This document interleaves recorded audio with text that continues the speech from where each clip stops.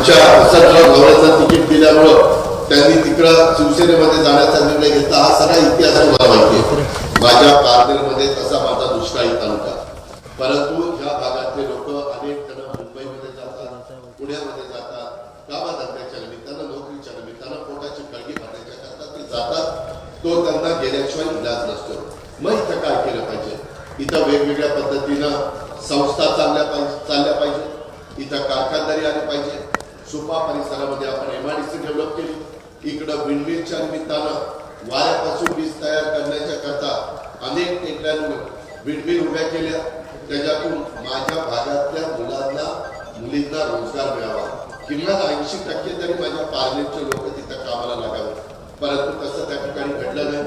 एक तर या सगळ्याच्या बाबतीमध्ये काम करत असताना आपण सगळ्यांनी बघितलं की स्वर्गीय वसंतदादा पाटील, तसंच पद्मश्री विखे पाटील, तसंच वसंतराव नाईक, स्वर्गीय यशवंतराव चव्हाण या सर्वांनी मिळून महाराष्ट्रामध्ये फार वर्षापूर्वी सुरुवातीच्या काळात महाराष्ट्राची निर्मिती झाली तेव्हा सहकार चळवळ रुजवण्याचं काम केलं, वाढवण्याचं काम केलं, सर्व दूरपर्यंत पोहोचण्याचं काम केलं, त्याच्यामध्ये आर्थिक सुबत्ता आणण्याचं काम केलं.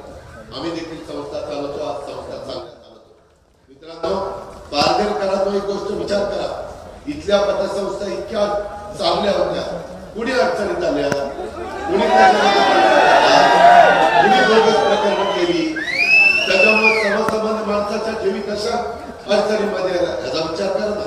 माझा पारनेर कारखाना, कुणी त्या ठिकाणी कारखान्याची अडचण निर्माण केली. संस्था काढणं एक वेळ सोपं, संस्था चालवणं महामुश्किल. माझ्या इथला पारनेर कारखान्याची वाट लागली. माझ्या इथले अनेक पतसंस्था अक्षरशः देशोधडीला त्या ठिकाणी लागल्या. माझ्या इथली मार्केट कमिटी चांगली चालली होती. प्रशांत तिथं सभापती होता. त्याच्यानंतरच्या काळामध्ये मला निलेशने सांगितलं आता दादा त्याला बदलला. दुसरा कोण आणून ठेवला? शाणा.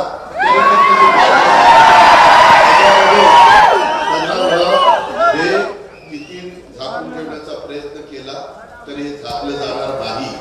या संदर्भामध्ये मार्केट कमिटीमध्ये कुणी जर चुका केलेल्या असतील, माझ्या पारनेरच्या शेतकऱ्यांच्या मालकीची ती मार्केट कमिटी आहे, कुणाच्या बापाच्या घरची मार्केट,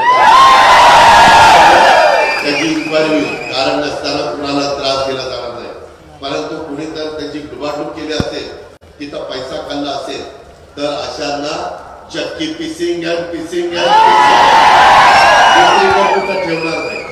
इन्क्वायरी केली जाईल. दूध का दूध, पाणी का पाणी. चुकीचं असेल तर शासन, चुकीचं नसेल तर तुम्हाला मोकळी. ही आपली कामाची भूमिका. मित्रांनो, MIDC काय चाललंय आज MIDC मध्ये, त्याच्या संदर्भामध्ये मला इथं सांगण्यात आलं की दादा MIDC मध्ये बाहेरची लोक आणली, परराज्यातली.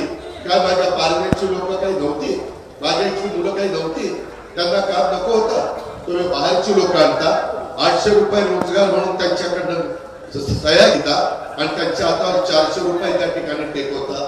अरे हरामखोरांनो, कुठं फेडा देता? त्या गरीबाच्या कष्टाचा पैसा हा तुम्हाला मला अशा पद्धतीनं पचनी पडणार नाही.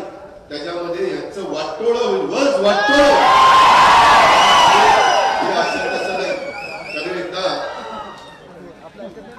त्याच्यामध्ये तुम्ही काळजी करू नका.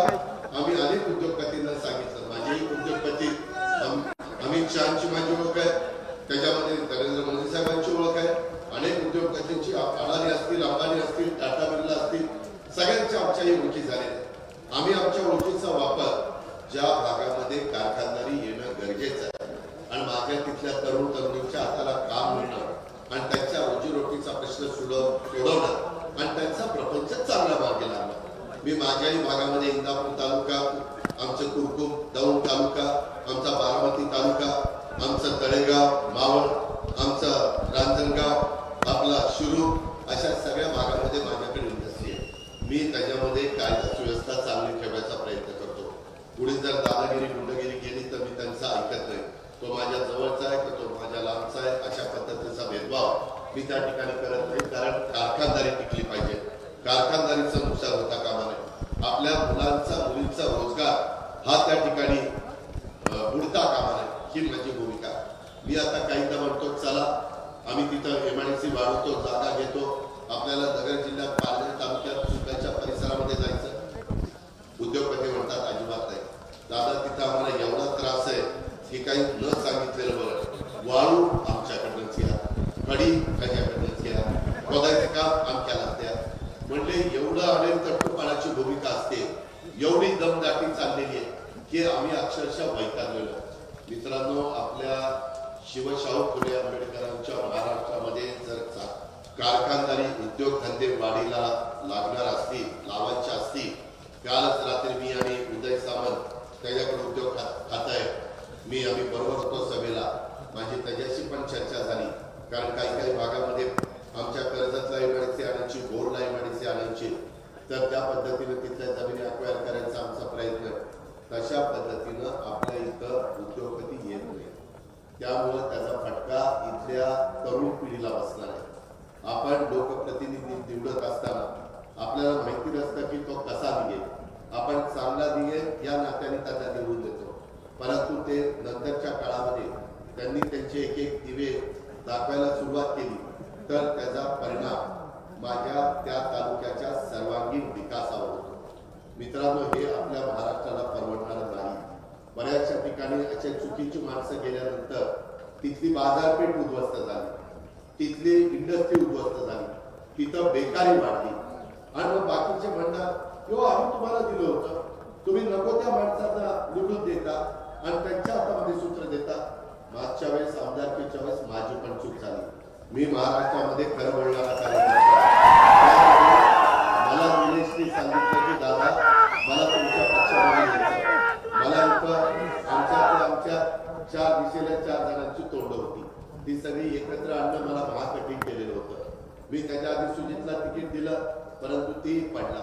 त्यावेळेस नंतरच्या काळामध्ये मला वाटतं वैभव नाही, संग्राम आणि राहुल जगताप हे तिघं मी विधानसभेला निवडून आणले. मागच्या मी विचार करत होतो, शेवटी मी पण राजकारणी माणूस आहे, पण मी विकासाचा ध्यास घेतलेला माणूस आहे, मी कामाचा माणूस आहे. आणि मला काही तुमच्यासारखी इथं बसणाऱ्या अनेकांनी मला सांगितलं दादा निलेशला द्या, दादा निलेशला द्या. तुमच्यातले अनेक जण तेव्हा आलेले होते आणि तुमच्या प्रेमाखातर, तुमच्या आग्रहाखातर मी उमेदवारी दिली. तुम्हाला वाटलं नव्हतं की बाबा नंतर असे दिवे लावेल आणि त्याला आपण निवडून आणला. प्रचंड मताने तुम्ही निवडून आणला. गडी दिसायला दिसतो बारका असा काठी, परंतु लय पोचलेला आहे, लय त्यामध्ये मी त्याला विकास कामाच्या करता निधी द्यायचो, सगळं काही करायचो. मला वाटायचं मला एक दिवस घरी घेऊन गेला, किती साधं घर आहे, कसे माझे आई वडील आहे, कसा माझा प्रपंच आहे, अमुक सगळं मला त्यांनी दाखवलं. मलाही वाटलं की बाबा ठीक आहे काम करतोय, परंतु नंतर एक त्याची लक्षणं जेव्हा कळायला लागली की या त्याला उमेदवारी दिल्यानंतर, आमदार झाल्यानंतर इकडं लोकांना दमदाटी करायची, कार्यकर्त्यांना. आता तिथं आपले जे काही उमेदवार आहेत, सुजय विखे पाटील ते महायुतीचे उमेदवार, मग महाविकास आघाडीचे उमेदवार हे आपल्या म्हणजे आमच्या कार्यकर्त्यांना जाहीर धमक्या देतात. त्याच्यानंतर निवडणुका होऊ द्या यांच्याकडे बघतो असं वारंवार कार्यकर्त्यांना धमकवतात. त्याच्यावर काही कार्यकर्ते घाबरतात, अधिकाऱ्यांना देखील जाहीर धमक्या देतात.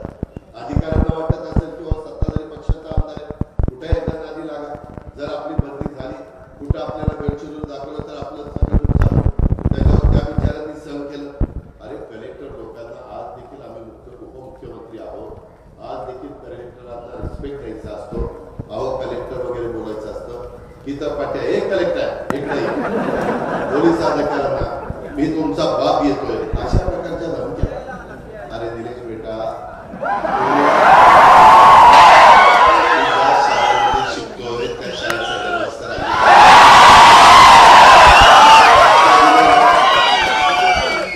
तू धमक्या देऊन माझ्या कार्यकर्त्यांना त्रास दिला आणि मी जर तुझ्या मागे लागलो, आमच्या ग्रामीण भागात म्हणतात कण जीवाचा कण, असा परत तुला सतत अजित पवारच गोळा सोडतो. माझ्या नादी लागू नको.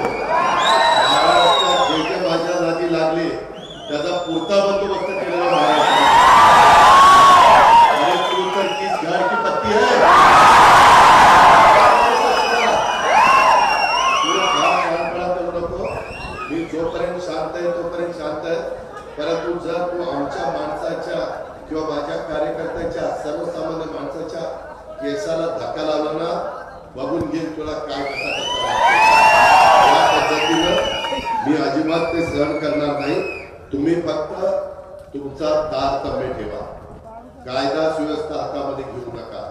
कायदा हातामध्ये घेऊ नका. सुव्यवस्था चांगली ठेवण्याचं काम पोलीस खातं करेल. मी आचारसंहिता संपल्यानंतर या सगळ्या अधिकाऱ्यांची बैठक घेणार आणि त्यांना सांगणार आता तर तो आमदार पण नाही. तुम्ही जसं कॉमन मॅन आहे तशा पद्धतीने तो कॉमन मॅन आहे. त्याच्यामुळं त्याची आरेरावी अधिकाऱ्यांनी सहन करण्याचं कारण नाही. जिल्हाधिकाऱ्यांनी सहन करण्याचं कारण नाही. इतर देखील लोकांनी कार्यकर्त्यांनी पण ते सहन करू नका. आरेला कार्य करायला शिकलं पाहिजे. आपण होऊन कुणाला त्रास द्यायचा नाही. कुणी अंगावर आलं तर शिंगावर घ्यायला देखील घाबरायचं आपल्याला काही चालणार. आपण युगपुरुष छत्रपती शिवाजी महाराजांचे मावळे आहोत. आपल्याला त्यांनी आपल्याला आदर्श दिलेला. आपल्याला काम करताना शिवशास्त्री आंबेडकरांची विचारधारा घेऊन 18 पगड जाती 12 बलुतेदारात आपल्याला न्याय द्यायचा आहे. आपल्याला नाहक त्रास कुणाला द्यायचा नाही. परंतु आता 2च दिवस राहिले. मित्रांनो, हा तुमचा उत्साह आहे. तो माझ्या 13 तारखेला संध्याकाळी 6ला मशीन सील होईपर्यंत टिकला पाहिजे. प्रत्येक केंद्रावर आपले जीवाभावाचे सहकारी असले पाहिजे. आम्ही पोलिसांना पण त्या ठिकाणी तक्रार करू. आम्ही निवडणूक आयोगाला पण सांगू इकडे बंदोबस्त जास्त ठेवा. त्याबद्दल तुम्ही काळजी करू नका. पाण्याच्या प्रश्नाच्या संदर्भामध्ये जे काही पारनेर शहरामुळे धरणातून पाणी पुरवठा योजना प्रस्तावित आहे त्याच्या मान्यतेच्या करता मी देवेंद्रजी, एकनाथराव, राधाकृष्ण विखे पाटील आम्ही कुठं कमी पडणार नाही. पारनेर त्याच्यामध्ये कानूर पठार या ठिकाणी 2004 साली आपण 2 TMC पाणी कुकडीच्या कॅनलमधनं लिफ्ट करून देण्याच्या बद्दलचं पाझर तलाव भरून देण्याच्या संदर्भात सर्वेक्षण झालं होतं. परंतु त्याच्यानंतर काही निमित्तानं ते काम थांबलेलं आहे. मित्रांनो, त्याच्याही संदर्भामध्ये आता सर्वेक्षण करण्याच्या सूचना जलसंपदा मंत्री देवेंद्रजींनी दिलेल्या आहे. मी त्यांना जो काही सर्वेक्षणाला निधी लागेल तो त्या ठिकाणी देईल. त्याबद्दल आपण काळजी करू नका. काल मी जुन्नरला जी सभा केली ती सभा करत असताना माझ्या डिंबे धरणाला जो बोगदा काढायचा आहे त्याच्यातनं माझ्या पारनेर तालुक्यात, माझ्या नगर जिल्ह्यात, माझ्या सोलापूर जिल्ह्यात काही तालुक्यामध्ये गैरसमज पसरून देत आहेत. मित्रांनो, त्यांचं पाणी त्यांना राहील. तुमचं हक्काचं पाणी तुम्हाला मिळेल. त्यामध्ये कुठलाही भेदभाव हा माझ्याकडनं त्या ठिकाणी केला जाणार नाही. मला फक्त पारनेरच्या विधानसभेच्या निवडणुकीच्या निमित्तानं तुम्हाला मतं मागायला यायचं नाही. लोकसभेची निवडणूक झाल्यानंतर विधानसभा, इतर निवडणुका आपल्याला कामधंद्याच्या निमित्तानं एकमेकाला भेटायचंय. विकास कामाच्या करता एकमेकाला भेटायचंय. आपले केंद्रातले अडलेले प्रश्न, केंद्राचा मोठ्या प्रमाणात निधी आपल्या या अहिल्यानगर लोकसभा मतदारसंघामध्ये आणण्याच्या करता सुजयला दुसऱ्यांदा तिथं पाठवण्याची गरज आहे. सुजय अतिशय हुशार आहे. सुजयला कामाची जाण आहे. सुजय तिथं गेल्यानंतर आपली बाजू पार्लमेंट मध्ये अतिशय चांगल्या पद्धतीनं मांडेल. यांनी 4-4.5 वर्ष सभागृहात काय काय प्रकार केलेले ते मला माहिती आहे. झाकली मूठ 1.25 लाखाची. त्याच्यामुळे त्याचा पंचनामा करण्याचं काम मी या निमित्तानं करणार नाही. पण पारनेरकरांनी, मतदार बंधू भगिनींनी मला हेही कळलेलं आहे. इथले डॉक्टर, इथले वकील, इथले जे काही व्यवसायधारक आहे त्यांना फोन जातात, ह्याचं बिल त्याला फुकट दे, ह्याचे पैसे घेऊ नको. अरे काय तुझ्या काकाच्या घरचं जर सवलती माझ्या गरीबाला द्याव्या लागतात ना, हे मलाही कळतं ना. परंतु सवलती देत असताना त्या सवलतीमध्ये कधी कधी आम्ही त्यांचं आमचे इंटरेस्ट असतात त्याच्यात त्यांना अनुदान देतो किंवा त्याच्यात त्यांना मदत करतो. त्या पद्धतीनं आपल्याला मदत करता येते. परंतु मी डॉक्टरला सांगितलं तू बिल घेऊ नको, त्या डॉक्टरचा दवाखाना कसा चालेल? एक सांगता येईल की डॉक्टर जरा बिल नियमाप्रमाणे घ्या. तो गरीब आहे, त्याला फार त्रास देऊ नका.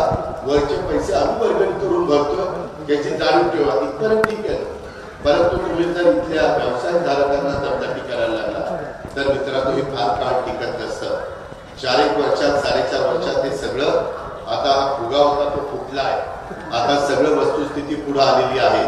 पारनेरकरांनो, तुम्ही उद्याच्याला मतदान केंद्रावर जा, त्यावेळेस अतिशय व्यवस्थितपणे आपण त्या ठिकाणी मतदान करा. कमळाच्या शेजारचं बटन दाबण्याचं काम, कमळाच्या समोरचं बटन दाबण्याचं काम करा. देसवडे म्हणून या छोट्या गावात ग्रामपंचायतीचा अविश्वास ठरवायच्या वेळी आमदाराचा लोगो असलेल्या गाड्यांच्या मधनं 200 सराईत गुंड पाठवून दहशत करण्याचा प्रयत्न केला होता. मात्र गावकऱ्यांनी त्या आमदाराच्या गुंडांना सगळ्यांना पिटाळून लावलं. अशा पद्धतीनं एकी तुम्हाला दाखवावी लागेल. तुम्ही पण घाबरू नका, तुम्ही एकटे नाहीये. आम्ही तुमच्या पाठीशी आहे, विखे पाटील तुमच्या पाठीशी आहे, सुजय तुमच्या पाठीशी आहे. तुम्ही अजिबात घाबरू नका. आम्ही एवढेच नाही, महायुती तुमच्या पाठीशी आहे. तुम्ही एकट्या असं अजिबात समजू नका. परंतु येणाऱ्या लोकसभेच्या निवडणुकीच्या निमित्तानं या निलेशचा बंदोबस्त करायचा म्हणजे करायचा. त्याच्यामध्ये मागे पुढे त्या ठिकाणी पाहायचं नाही. हा उत्साह हा 6 वाजेपर्यंत 13 तारखेला टिकला पाहिजे. अजूनही कोण थोडस दहशत खाली असेल, दबावाखाली असेल, प्रेशर खाली असेल तर त्यालाही सांगा. आज अजित पवार आला होता, त्याने असं सांगितलेलं आहे, तो आपल्या पाठीशी उभा राहणार आहे. तुम्ही एकटे समजू नका, तुम्हाला तो वाऱ्यावर सुटणार नाही, तो शब्दाचा पक्का आहे असं माझ्या वतीनं त्यांना सांगा. आणि तो सांगावा दिल्यानंतर त्यांनाही जरा आधार वाटेल. शेवटी आपणच आपल्या माणसाला आधार द्यायचा असतो आणि त्याला एक पुढं जाण्याचा एक प्रोत्साहन द्यायचं असतं. तशा पद्धतीचं प्रोत्साहन आपण या बाबतीमध्ये देण्याच्या करता निश्चितपणे यशस्वी होऊ. विकास कामाच्या करता देखील उद्याच्या काळामध्ये 25-15 असेल, जिल्हा परिषद असेल, डीपीडीसी असेल किंवा कुठलाही निधी असेल तर तो निधी देण्याच्या करता एकनाथराव शिंदे, देवेंद्रजी, मी, राधाकृष्ण विखे पाटील आम्ही सगळेजण त्या बाबतीमध्ये तुम्हाला मदत करू. तुम्ही असं समजू नका आता आपल्या आमदारांनी राजीनामा दिला, आता कोण आपल्याला वाली आहे. शेवटी पालकमंत्र्यांना यंदा चांगल्या प्रकारे डीपीडीसीला निधी दिला.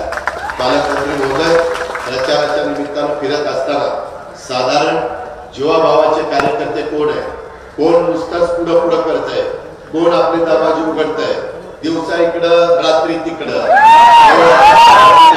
ज्यांचे धंदे चाललेले असतील त्यांना ओळखा, ते काय आपल्याला अवघड नाही. परंतु जे दिवसाही आपलं काम करतायत, रात्री पण कमळाचंच काम करतायत आणि सुजयला निवडून आणण्याच्या करता जीवाचं रान करतायत, अशा लोकांना ताकद देण्याच्या करता आमची महायुती ही निश्चितपणे तुम्हाला मदत करेल. त्याबद्दलची ग्वाही मी आपल्याला सगळ्यांना या निवडणुकीच्या निमित्तानं मित्रांनो, जे गुंड लोक आहेत त्या गुंडांच्याही बद्दलचा बंदोबस्त, त्याच्या संदर्भामध्ये त्यांना मोका लावायचा, तडीपार करायचं का आणखीन काय करायचं, त्यांच्या चुका असतील, ज्यांच्या कुणाच्या चुका असतील त्यांच्याबद्दलची योग्य ती कारवाई पोलीस खातं त्याबद्दलचं करेल. त्याबद्दल आपण कुणी शंका मनामध्ये अजिबात आणण्याचं कारण नाही. बाबांनो, याच्यामध्ये जी काही फसवाफसवी चालली आणि वेगवेगळ्या पद्धतीनं महसूल विभागाच्या मार्फत ऑनलाईन वाळू देखील तुम्हाला देण्याच्या करता इथं अवैध वाळू उपसामुळे गाव पातळीवर गुंडगिरी वाढलेली आहे, हे पण आपल्याला माहिती आहे. वाळूचा साठा करून तोंडाला येईल ती किंमत त्या ठिकाणी बांधकाम व्यावसायिकाला द्यावी लागते. त्याच्यामध्ये या सगळ्या गोष्टी आम्हाला या अलीकडच्या काळामध्ये समजलेल्या आहेत आणि त्याच्यामुळे माझी तुम्हाला विनंती आहे की तुम्ही काही काळजी करू नका. तुमचे विकासाचे प्रश्न सोडवण्याच्या करता, तुमच्या अडीअडचणीमधनं मार्ग काढण्याच्या करता आचारसंहिता संपल्यानंतर आपण एकत्र एक बैठक घेऊ. ती नगरला घ्यायची का पारनेरला घ्यायची का मुंबईला घ्यायची ती आपण ठरवू आणि त्या पद्धतीनं अधिकारी हजर ठेवले जातील आणि तुमचे प्रश्न निकाली लावले जातील, त्याच्यात मार्ग काढला जाईल. परंतु तुमच्या पवित्र मतामध्ये याचा मात्र बंदोबस्त करायचा तुमच्या हातामध्ये, तो बंदोबस्त करायचा आणि पुरं त्याला महाराष्ट्राला दाखवून द्या की बाबा हे तेवढ्या पुरता फुगा होता, ह्याच्यामध्ये फार काही नव्हतं. मला मध्ये नगराध्यक्ष विजय आवटी पण घेऊन भेटले, म्हणजे इतके दिवस का गप्प बसला होता, मागच आला असता तर मागच बंदोबस्त केला असता. बाबा मला वाटलं आज सुधारण उद्या सुधारण परवा सुधारण आमचाच गडी होता म्हणून आम्ही थोडस थांबलो, परंतु गडी पुरता वाया गेला. त्याच्यामुळं आता त्याला घरी पाठवण्याशिवाय पर्याय राहिलेला नाही. ते पार्सल उद्याच्या 13 तारखेला मतदानाच्या निमित्तानं 4 तारखेला मतपेट्या उघडल्या जातील. त्यावेळेस हे लंकेचं पार्सल घरी पाठवायचं काम करा ही करण्याची विनंती करतो आणि आपल्या सगळ्यांची रजा घेतो. जय हिंद, जय महाराष्ट्र.